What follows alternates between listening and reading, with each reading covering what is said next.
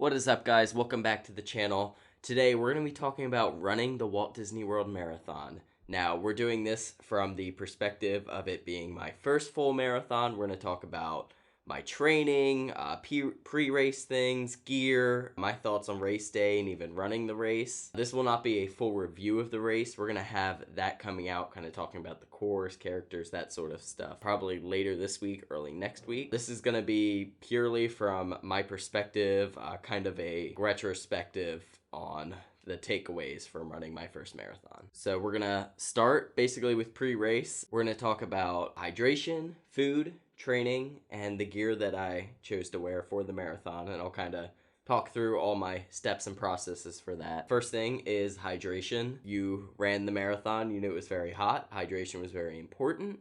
So talking pre-race, I actually had felt pretty good. I was very well hydrated. Pretty much anywhere we sat down for food or drinks, I had a couple glasses of water, and I always had a water bottle with me. One thing that definitely helped was I had these Noon tablets. What I would do is I would put the Noon tablets in my water bottle, and then if we were at a restaurant or sitting down at a lounge, we had done some meetups at some of the bars and stuff, I would drink regular water during that, and then in between I would drink the Noon water from my bottle. This worked really well. I really liked it, and I really like those Noon tablets. Definitely think they help kind of increase your electrolyte count and keep you hydrated in the days before the race. So talking about food, I don't really have like a key strategy when it comes to eating the night before a race. We went to Trail's End, which is the buffet at Fort Wilderness, because we love it. There's a lot of different options there. The only thing I tried to kind of stay away from was like cheesy options. So I had like one small scoop of mac and cheese because it's delicious. But other than that, I tried to stay away from cheesy things. I had salad, mashed potatoes. I did have some baked chicken. I believe I had a small piece of brisket, like a pretty small piece. Kind of a lot of carbs. They had a kind of like pasta and vegetable option that they usually have available, a couple rolls and that sort of thing. We love that restaurant. We've eaten there a couple times pre-race, and it's always been fine for me. So training for my first marathon, we're not going to break this down into like week by week. This is going to be very brief. My longest like miles in a week was just under 60 miles. I think it was like 58 miles in a week. That was my highest mileage week. My highest single long run was a 23-mile run, so I liked that. I thought it worked because I had hit some of that long mileage a little bit early. I would have benefited from another like 20-mile long run. Kind of as I tapered off, I think I would have liked to have thrown that in there somewhere. And then I was doing speed and tempo workouts. Usually once a week, I would either alternate a speed or a tempo workout. And that had worked pretty good. I probably could have increased some of my mileage through these and done some longer things with it. Otherwise, I had felt pretty ready for this. I knew that I had the capability to finish it. I wasn't sure how fast I was going to finish it. I had set a goal of 3:15, which was pretty optimistic, and I knew it was pretty optimistic, but I felt like it was like achievable if I tried, and we'll talk about that towards the end. Now we're gonna talk about what I chose to wear for the marathon. We're gonna kind of go bottom up here. For my socks, I wore some Pro compression socks. I really don't know if they help you during running or not. Some people swear by them, others say they haven't noticed anything. I like the way they feel on my legs, honestly, but I can't say whether or not they'll help you run faster or help you run longer. But I enjoy them. I think they're comfortable to wear, and they're also fun colors, and that's a factor. So my shoes, I wore the Hoka Gaviotas. These are a pretty heavy duty stability shoe. They're a little bit heavier, and they're also pretty wide on the bottom there on the soles. These were what I did almost all of my long runs in. So these are what I felt most comfortable running the full marathon in. These were okay. They definitely are a little heavier of a shoe, a little bigger. So I may consider using the Arahis or another shoe next time I run. But these got the job done for the time being. And I do like these shoes. They are very comfortable to wear. They're very supportive and also very plush. So my shorts, nothing particularly special about these. These were just a pair of Asics running shorts, just kind of standard running shorts. They have a liner in them, and then they have the little zipper pocket in the back. I do wish I had worn a pair of shorts that had like side pockets in them or some sort of other storage solution, because I had carried a couple gels with me and the like back pocket was the only way for me to get to them, which means at the start of the race I had like 5 gels in that back there, and that wasn't very fun, to be honest. So again, they were fine though. They were comfortable. I never like chafed or anything with them. I just would like some more pocket options, honestly. So the top I wore was this running rabbit, or rabbit running. I believe this is the Hulk tank. Pretty standard running tank. I really like the Rabbit brand. We've talked about them in other videos, and I will continue to wear them because this was very comfortable. It's like a very loose kind of mesh, but didn't have any problems even being black and with the heat. I felt mostly cool the whole time. I can see the back here. It says Rabbit. And it's got kind of like vented sides as well. Pretty comfortable tank. Would definitely wear it for another marathon. Then last thing I wore was a hat. This is just a standard Run Disney. This was from the Star Wars The Dark Side weekend. So this was before they actually changed the hat. So I'm wearing the marathon hat now, and this is more of like a casual style hat, while this is like vented and made for athletics. I actually like this hat a lot. I wear it pretty much for most of my runs.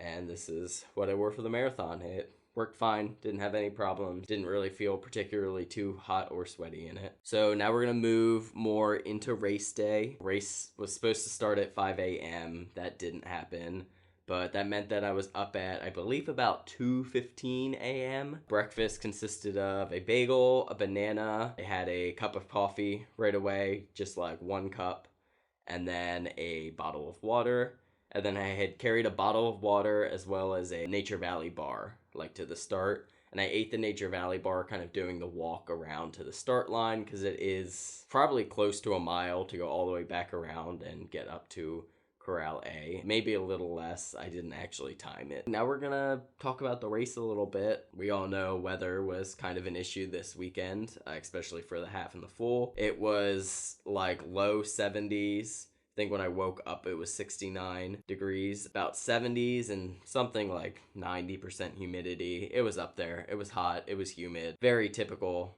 Florida, to be honest. And by the end of the race, it was somewhere in the 80s and high humidity still. So it was definitely a hot one. The first half of the race was not too bad because the sun wasn't up yet, but once the sun came up, it was definitely a pretty brutal day. I definitely do think in races like 10Ks and a half, even on kind of rougher weather, you can get away with like pushing your pace still, just because of how long you're out there for the full. You definitely need to adjust a little bit for that. I probably should have slowed down a little bit. The race started, it was like 15-20 minutes late. Kind of just gonna run down the mileage here and talk about kind of how I was feeling during it. That first 4 miles kind of in and through Epcot were very quick. Obviously, you're fresh, you're ready to go, and you're very optimistic. Blew through that first like 4 miles. That was one of my favorite parts of the races, going and doing that Epcot area. Mile 5 to 6, I had taken my first gel I had on me. These were the gels I use. It's the Cliff Shot Energy gels. I like them.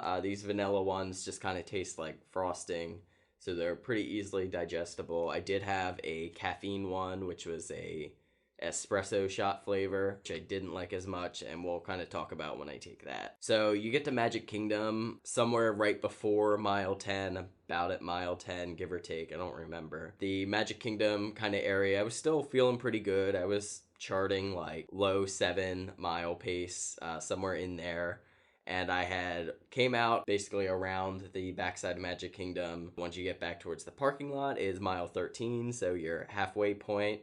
At the half marathon, I was at a 1:35:15, which is only 3 minutes above my PR for a half. And I was still feeling pretty good, actually. Sun was like kind of just coming up then, just kind of peeking over. So it still wasn't like unbearably hot. And I had felt pretty good.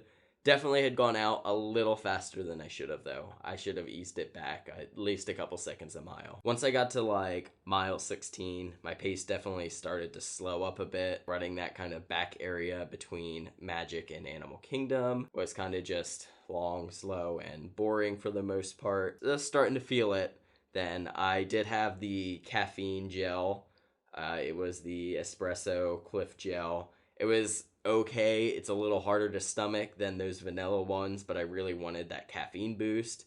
And I do think the caffeine actually had helped me at least a little bit. I just think I would look for another caffeine option, maybe another brand or something to kind of mix in with those gels. Going through Animal Kingdom was fun, fine. It was cool.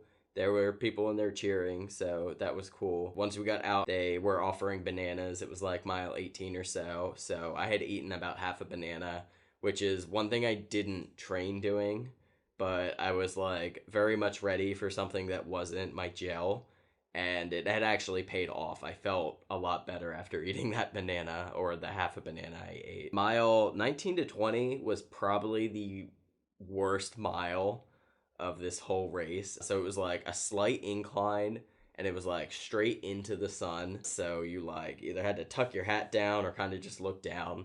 And this was definitely a point where a lot of people, I think, either hit walls or faded. I mean, I know I definitely did at this point, but there were a lot of people who were running, and by the time we got kind of to the end of this road, they were either running slower or were alternating running and walking. So I definitely think this was like a rough part of the course. After that, we went in and did the Blizzard Beach part. You go around the parking lot there, which is just like hot and in the sun. And the Blizzard Beach part kind of stunk, especially if you were like trying to run fast. Now, I wasn't running like super fast at this point. My pace had slowed down considerably, but it was a lot of like sharp turns at some point. I was like questioning whether or not it was like the right path, and they had people there like making sure you were going the right way, but it was still like kind of disorienting. It was hot and you were just around all this water. You really wanted to jump in, honestly. Then we got out of there and you're somewhere around mile 21 after that. I had definitely like hit my wall at this point. This last 4 miles was just like make it to the finish. My pace like slowed considerably the last 4 miles. I believe I was closer to an 8-minute pace. And I started the race at I think it was a 7:15 pace for my first half split. So went out a little too fast for sure. And then I think kind of the heat and everything else had caught up with me. I was still very well hydrated, honestly. I never felt dehydrated at any point during the race. I alternated water and electrolyte options at each water station. So I was pretty good there, honestly. Yeah, rest of the race was kind of get through to the finish. We went up and did you go up by Fantasmic and down kind of the road that Tower of Terror is on. There was tons of people in there because that park was open at this point. So people were kind of moving to and from the different rides. So lots of cheering support there. That was pleasant and nice. And then you go out, you run the boardwalk loop. A good amount of people kind of out and about on that area as well. And you're very close to the end. So then you get into Epcot, you hit mile 23, kind of right before that. I did stop to use the bathroom at like mile 23 and a half because I had to go since the beginning of this race. For a lot of halves, a lot of times I'll have to go and I'm like, oh, I can hold it for a half, no big deal. Would not suggest doing this for a full. If you have to use the bathroom, like either plan somewhere to use it or just like know that you're gonna have to stop to go. I thought I was gonna like just finish through, and I had the thought that like, oh man, like if I stop, I might just like go. So I was like, all right, we're gonna stop before I finish to avoid any embarrassment. Sorry if that's a little TMI, but definitely something I might have to plan for in the future running a marathon because that's how it goes. Yeah, so I got out of the bathroom and had like half a mile to go, kind of just struggled my way in, to be honest. I was very happy to cross that finish line. Definitely felt great to cross it. I finished at a 3:28, so I was like 17 minutes over my goal time, but it was my first marathon, so who cares? I really like didn't know what I was capable of doing, and for the race I definitely crossed the finish line feeling like I gave everything. I really don't have like any regrets. I'm not gonna like complain about, oh, this went wrong, that went wrong. It was kind of just a big learning experience, to be honest. Knowing what I know now, I feel like I can do a marathon at least closer to what that goal time is. That may continue to kind of be my goal time that I shoot for in future marathons. I kind of talked about some changes I'll make to my training a little bit. Definitely will explore some other fueling options on the course. I got kind of sick of those gels. Knowing that the bananas are there, at least for the Walt Disney World Marathon, is great. I will definitely take advantage of those again in the future.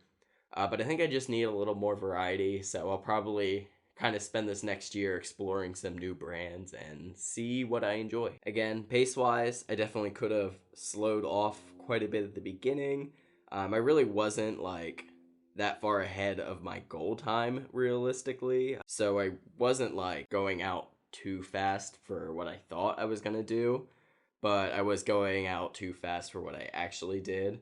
I could have eased that back and ran a much more consistent pace and gotten the same time and probably felt a little bit better. That's fine. That's how it goes. And of course, people like to ask, they're like, oh, well, are you going to do it again? Would you run this race again? Are you going to do other full marathons? Short answer, absolutely. When I was getting to that last half a mile, I was like, oh man, I don't know about this, but now that I'm done, now that I've had time to kind of digest the things I've learned, I absolutely want to run more marathons.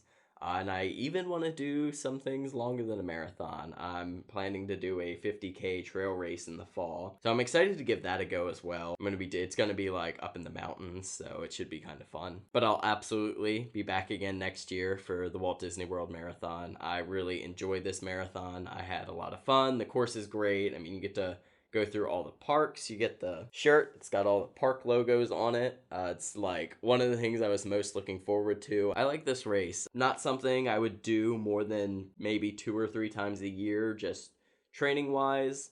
And I think training for it again, I would try to do a little more volume as well, just to be better prepared and try to run it faster. But that's all I got for you. If you guys ran the Walt Disney World Marathon, or you've recently run your first full marathon, or this was your first full marathon, just like me, let me know in your comments. Let me know any of your takeaways, any of your thoughts, or if you're training for a full marathon and you found this video helpful, comment, let me know. I would appreciate that, and I hope that you appreciated it. And if you like the video, you like Run Disney content, running content, Disney content, make sure to like, subscribe, ring the bell, all those things that YouTube makes you do.